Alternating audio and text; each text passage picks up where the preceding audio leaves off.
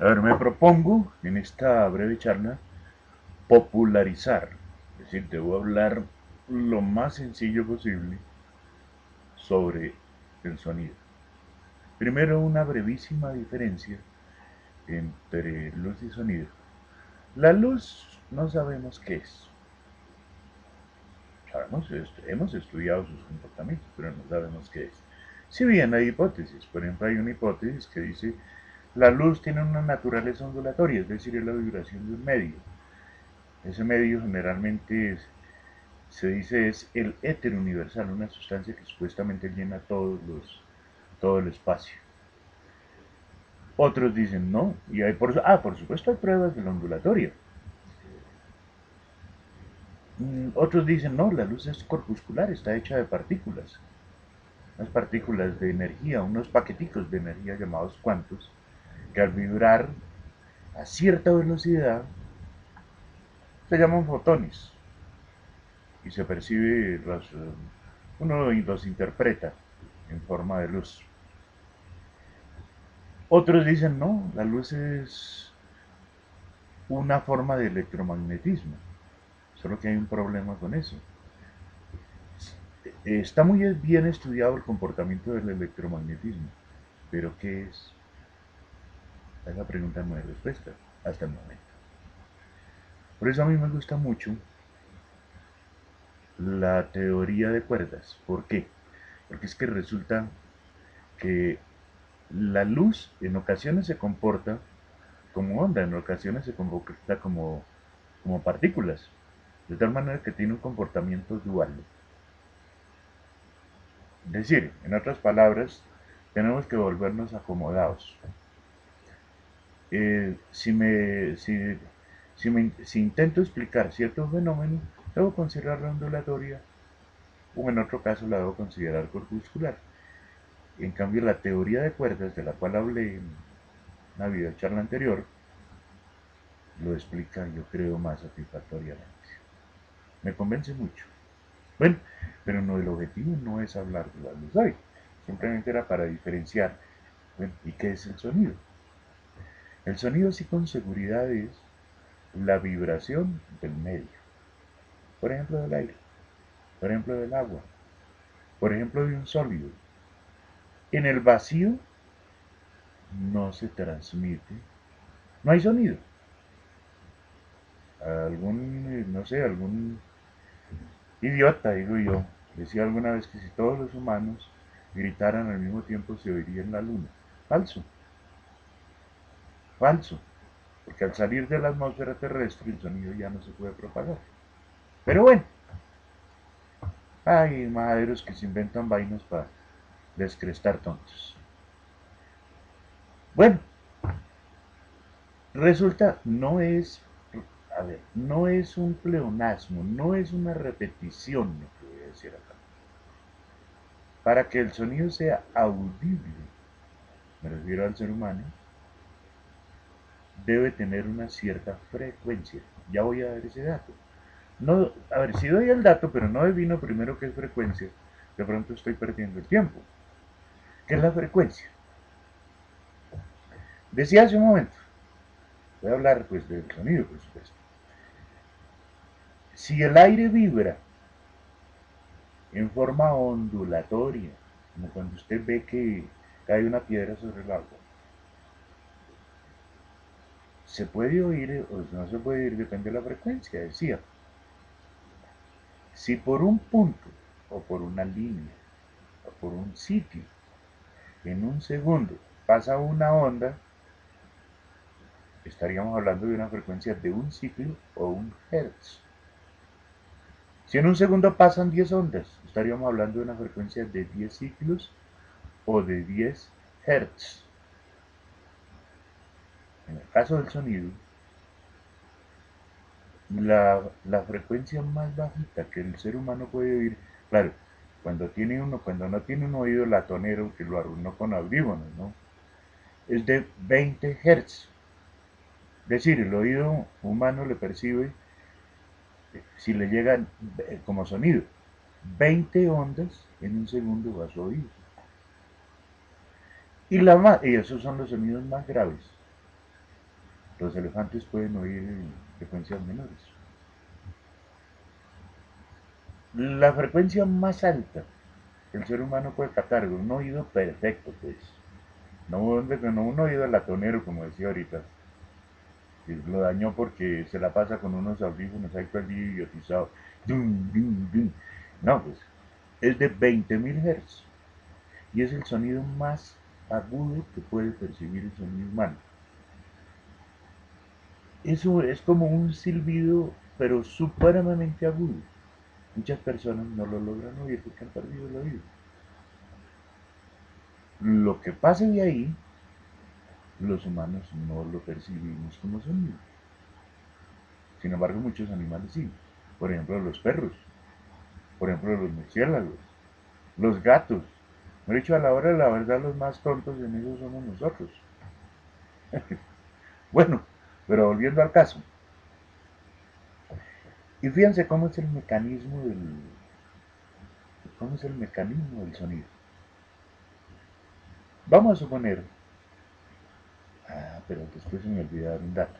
La velocidad del sonido en el aire en el aire seco es 360 metros por segundo. Es decir, si yo hago un ruido, de hecho está hablando, está haciendo sonidos. Pero hago esto, por ejemplo, y conté un segundo, eh, el sonido, el movimiento ondulatorio del aire duró un segundo en trasladarse 360 metros si el aire está seco. Si el aire está húmedo es mayor. En el agua es mayor. Yo ahorita no recuerdo la velocidad en el agua, es del orden de mil y pico de metros por segundo. En los sólidos, por ejemplo, en los metales, la velocidad es aún mayor. Es decir, entre más denso sea el medio, más rápido se traslada el sonido. Bueno, y voy a hacer referencia a la parte biológica sin detenerme mayor cosa en eso, pero es que es necesario hacerlo. A ver, el pabellón de las orejas, los pabellones, tienen como función enfocar la vibración del aire, las ondas sonoras. De tal manera que si yo tengo los pabellones muy pegados al cráneo, en el caso mío, mi audición es menor que la que tiene la persona que tiene los pabellones despegados, porque puede enfocar mejor. Note que muchas personas cuando ya les está fallando el oído, o no, por alguna razón no oyen bien, como acto reflejo hacen esto. Piensen. Bueno, la vibración del aire, el aire está llenando ahí todos esos espacios, esa vibración ya hace vibrar, digamos, hace vibrar, no es el término, vibra el aire que está dentro del conducto auditivo externo. Es un conducto que mide desde afuera hacia adentro más o menos unos 2 centímetros y luego se encuentra una pared, una membrana que se llama el tímpano. Vamos a suponer un sonido cualquiera. Eh, Va a tomar un dato, 200 Hz. El aire venía vibrando con esa frecuencia, 200 Hz. Cuando impacta al tímpano, el tímpano va a vibrar con la misma frecuencia, 200 Hz. Pero pegado al tímpano, en el oído medio, hay tres huesos, sí, tres huesos y un cartílago. Les voy a mencionar el orden. Martillo, yunque, lenticular. El lenticular es un cartílago. Y estribo. El estribo tapa una ventana que se llama la ventana oval, donde se inicia el oído interno. Si uno entrara al oído interno, podría coger dos caminos. Bueno, olvidé, no voy a hacer que lo olvide decir después. Todo el oído interno está lleno de un líquido llamado la endolina. Entonces entro nadando allá a la endolina, a mirar qué encuentro. Puedo coger, no es el objetivo mío hablar de ello, al órgano del equilibrio que se aloja en su gran mayoría entre la apófisis mastoidea del temporal. o puedo coger hacia otra parte que es el caracol del oído. Recordemos, todo está lleno de un líquido llamado endolinfa. Internamente el caracol, se llama caracol porque es muy parecido a un caracol, está tapizado por el nervio acústico auditivo. Volvamos, recuerden que lo último que había vibrado era el estribo, estaba tapando la membrana oval, de tal manera que vibró el estribo, mi ejemplo, con 200, una frecuencia de 200 Hz, y eso hace vibrar la endolinfa con la misma frecuencia. De tal manera que la vibración de la endolinfa impacta al nervio acústico. ¿Qué hace ese nervio acústico? Él va a generar una corriente eléctrica que se dirige al lóbulo temporal del mismo lado de la oreja, a diferencia de los demás sentidos. Por ejemplo, este ojo, que es mi ojo derecho, manda el nervio óptico a la parte izquierda del cerebro. Al revés, el ojo izquierdo a la parte derecha del cerebro. En el caso del oído, no. El oído derecho manda la señal eléctrica al lóbulo temporal del mismo lado. En esa parte, en ese lóbulo temporal, el cerebro forma, no es un error lo que voy a decir, la imagen auditiva. La parte de imagen no la entienda aquí como visión. Es que es muy difícil explicarlo con palabras, pero es algo así como forma del concepto de sonido, pero no lo comprende. Por eso al ladito ahí inmediatamente pegado, está el centro de comprensión de la audición, donde el individuo comprende que oyó. Ese comprende no quiere decir que haga un análisis.